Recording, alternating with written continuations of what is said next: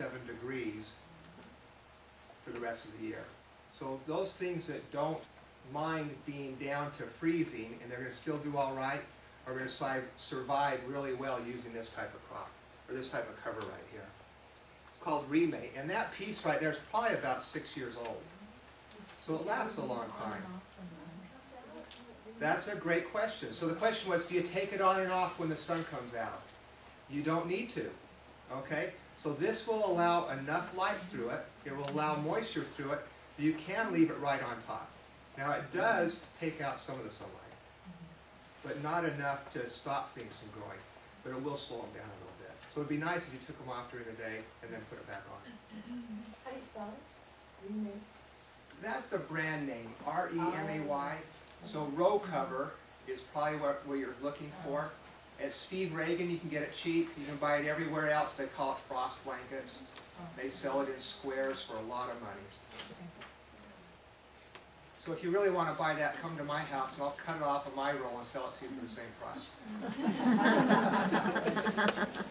No, but I mean, really, if you had a bunch of friends who wanted to try this, you could just go to Steve Reagan and buy that and just save a lot of money. A lot of what I'm going to go ahead and talk about today, I'm really just following sort of a mentor. His name's Elliott Coleman. I don't know if any of you have had the opportunity to read some of his books, but he's not the founder of this type of gardening. It's been around for a long time.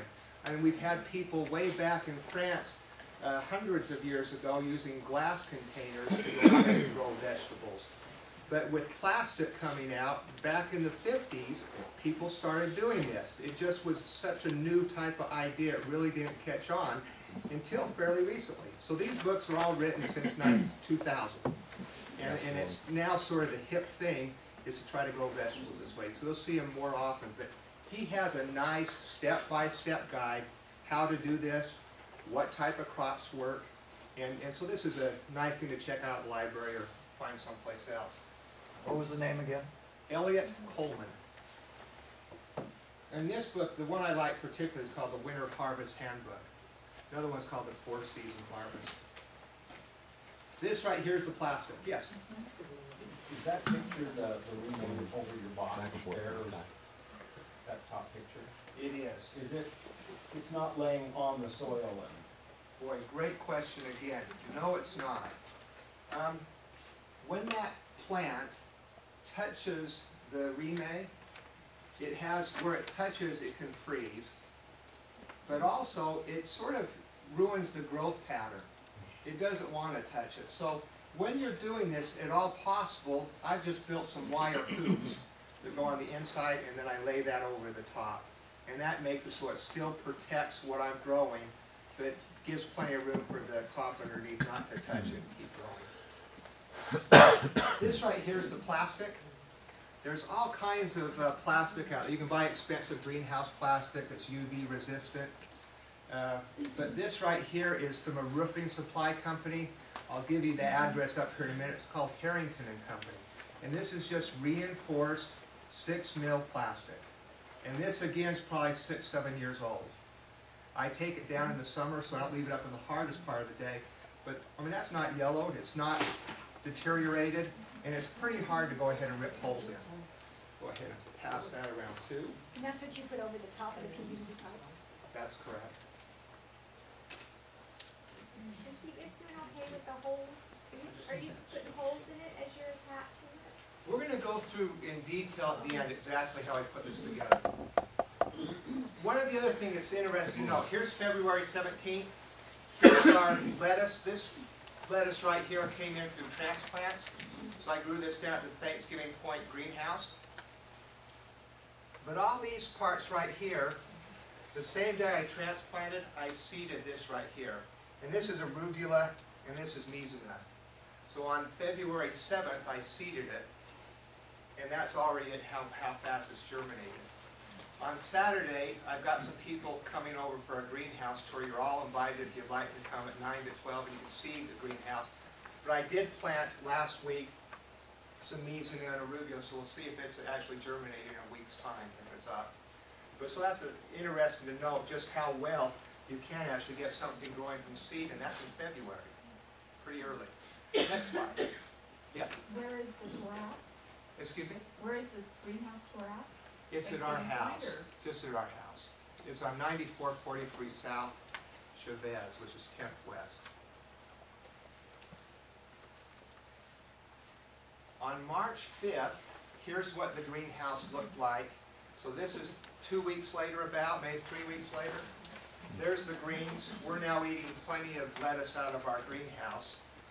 And at the same time, there's a snowstorm. You'll notice that this particular way that we built the greenhouse at the time didn't survive that snowstorm very well. It collapsed. One did all right, but this one actually collapsed. So I went out there with a broom that day and just sweeped off all the snow and it popped right back up.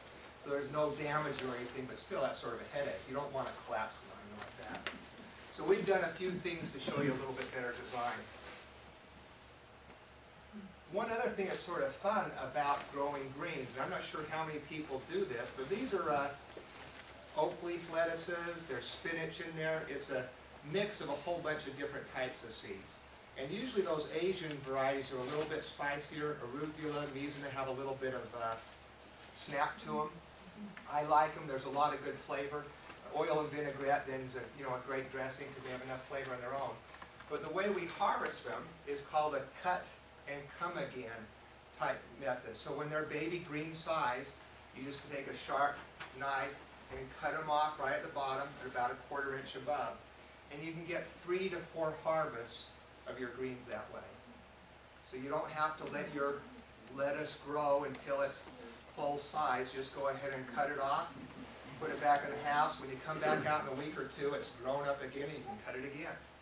So that's a lot more lettuce than you ever need for a family of 6. And you're feeding a lot of neighbors, and you can also feed your chickens and everybody else with that much lettuce. So planting what you're going to plant in your greenhouse is really one of the most difficult tricks to this, because you can overgrow one type of a crop and then not have enough for another, or when you want to have salad, it's all done and you don't have any space to have planted it for later. So planting is really important. Okay, the next slide. So why did you grow that much lettuce? Oh, because I didn't know any better. Oh. They're supposed to say for demonstration. You know, I mean, I thought I'd need that much lettuce, but we ended up having tons of lettuce, right? So we at least had a lot of neighbors who liked us for a while, and they tolerated the chickens, and so that's good, but we grew too much lettuce. Here's April 4th. If you remember Easter morning, we had snow. We're right down on the river. This is an important note for the chickens. There's the chicken coop. But that right there, that's the fox.